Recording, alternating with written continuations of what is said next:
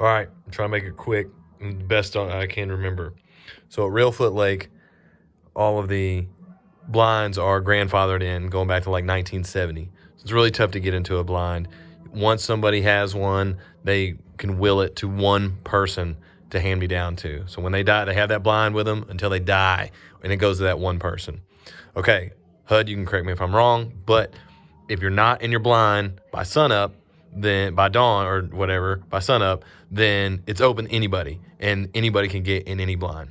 So what Tim says, because he knows somebody close to the situation, whatever, said, this guy is Val in his duck blind. This is his buddy's blind. This is where the three young guys are. His buddy doesn't make it that day or something. Not sure exactly. But these guys have been here forever, right? Because those are their blinds. They've got all their ducks and stuff out here. They're doing their duck thing.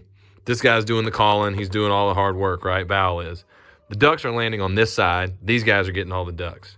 So he's like, well, that's messed up. Let me go holler at him. So he gets in his boat. And he goes all around all the ducks and stuff. Goes all around. These are about 200 feet apart. Goes all the way around, blah, blah, blah, blah, blah. Comes back over. Okay, so he comes up to these guys, knocks on the door. This is where it gets crazy. Or this is where it gets fuzzy. So he knocks on the door, and he's like, hey, you guys are shooting all the ducks, and I put all this work. Y'all don't even need to be in this blind. And they're like, yeah, whatever, old man. We got this blind because your buddy's not here, so shove it. So he's like, okay, all right, that's cool. All right, I'll remember that. So he gets back in his boat, and he goes back to his blind. And this is documented, which I haven't heard yet. He goes back to his blind, and he gets in here, and he turns off all the power to the ducks for like all the water that they're spitting, and all the Hudson can know more about the duck decoys. I don't know that much about them. I thought they just sat there, but they're moving and doing all their own thing. So it's got like 10 batteries or something, he said, and he goes and he unhooks all his batteries and all this stuff because he's been working this blind with his buddy over here, and they have it all set up, and these guys are just getting the benefits of all their hard work, and they're young assholes. So he's like, fuck them. I'm just gonna turn all this stuff off. It takes like 20 minutes. He packs up all his stuff because he's like, whatever, I don't need to be hunting today anyway. I own this blind, and I'll be back tomorrow. Those young guns probably won't make it tomorrow. My buddy will be back, so screw him. So he turned it all off.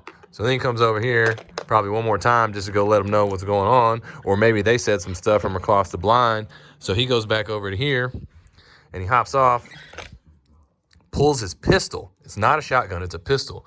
Boom, kicks open the door. The door blocks this guy. Boom, no questions asked. This guy, dead in the head, right? This guy, oh shit, goes to jump out the window. Boom, in the back. Then this guy is Crabtree, I guess, or the survivor guy. He's behind the door. So when he's dealing with these two guys, he doesn't see him. So he takes his shotgun, boom, butts him in the head. Boom, he goes down, and he's like, oh crap, and he gets his buddies, and he gets back in, and then he gets in the boat, and he takes off, and he gets back to shore, right, the 200 feet or whatever, to get his dead buddies back to shore. And so he wasn't messing with this guy because he knocked his ass out and put him in the lake. Now, we do know that he is found close by this blind, and from what we read just recently, it's not foul play. I mean, it's not a gunshot wound. It was probably drowning. So that sticks that the one guy, the survivor, Spider-Man, Crabtree, did knock that guy out and got the hell out of there.